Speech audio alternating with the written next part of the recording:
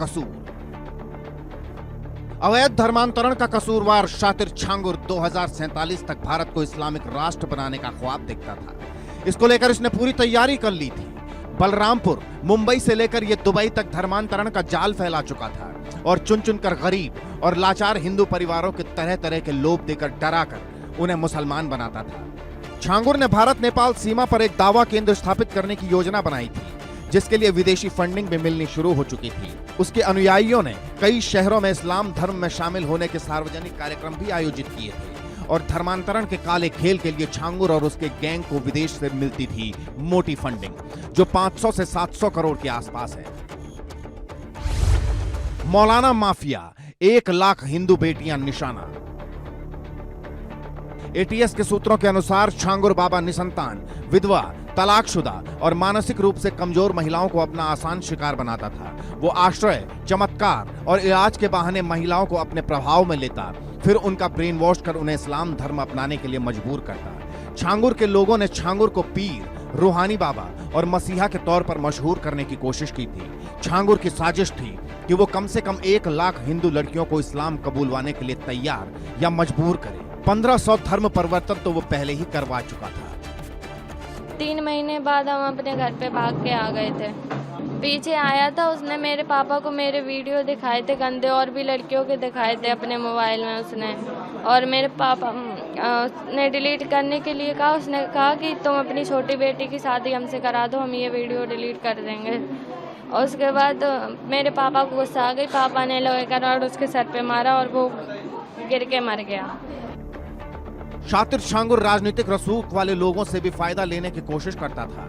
दिवंगत माफिया मुख्तार से उसके संबंधों की बात पहले ही सामने आ चुकी है। बलरामपुर में छांगुर का दिवंगत माफिया अतीक अहमद से भी गहरा संबंध सामने आया है। वो अतीक के साथ चुनावी मंच साझा करता था। अतीक से नजदीकी के बाद छांगुर की संपत्ति में इजाफा हुआ।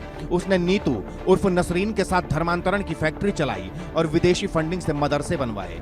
छांगुर ने अतीक को नामांकन के लिए घोड़ा दिया था। वो बलरामपुर नगर की ओर से कलेक्ट्रेट जा रहा था। जब वो बीजेपी खेमे के पास पहुंचा तो घोड़ा सड़क पर चलाने के बजाय उसने बीजेपी खेमे की ओर दौड़ा दिया, जिससे कुछ देर तक वहां अफरा तफरी की स्थिति उत्पन्न हो गई। 2014 में श्रावस्ती लोकसभा चुनाव में इसने अतीक अहमद की चुनाव में मदद की थी।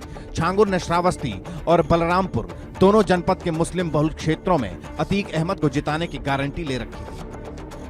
अपने क्षेत्र में प्रचार प्रसार न करके बड़े माफिया अतीक अहमद के साथ जो है चुनाव में पूरी तरह से इंगेज था। कई जगह मंच भी साझा किया और ख़ास तौर से जो है मुस्लिम बाहुल क्षेत्रों में जो है अतीक अहमद के प्रचार प्रसार का पूरा जिम्मा इसने ले रखा था। बलरामपुर में स्थित छांगुर बाबा की आलीशान कोठी को जब प्रशासन ने ध्वस्त किया तो अंदर से मिले सामानों ने सबको चौंका दिया। छांगुर की कोठी में दुबई से मंगाया स्पेनिश तेल, ऊर्जावर्धक दवाएं, विदेशी डिटर्जेंट और इत्र मिले हैं। इसके साथ ही कुछ उर्दू में पैक डेली यूज प्रोडक्ट भी मिले। कोठी की निगरानी के लिए छांगुर ने गुप्त कंट्रोल रूम बना रखा था, जहां से निगरानी होती थी। उसका बेडरूम ही ऑपरेशन रूम था, जहां हर आने जाने वाले की रिकॉर्डिंग होती थी। छांगुर जैसे लोग देश के लिए कलंक हैं। वो न सिर्फ देश में भाईचारा के माहौल को खराब करते हैं, बल्कि सामाजिक समरसता को भी नष्ट करते हैं। में आपने देखा होगा एक जल्लाद को हम लोगों ने वहां पे भी गिरफ्तार किया है। कैसे वहां हिंदू बहन बेटियों के इज्जत के साथ खिलवाड़ करता था, पैसे में सौदेबाजी करता था। लेकिन अब ऐसे तत्वों के साथ सख्ती की जा रही है। हम समाज को भी टूटने नहीं देंगे। राष्ट्र विरोधी और समाज विरोधी तत्वों को भी चकनाचूर करके रहेंगे। उत्तर प्रदेश में धर्मांतरण के मामलों में गिरफ्त में आए छांगुर बाबा का काला सच अब तेजी से सामने आ रहा है। छांगुर बाबा और उसकी सहयोगी नीतू उर्फ नसरीन से पूछताछ चल रही है। रोज नए खुलासे हो रहे हैं और दोनों पर शिकंजा कसता जा रहा है। Bureau report, India news.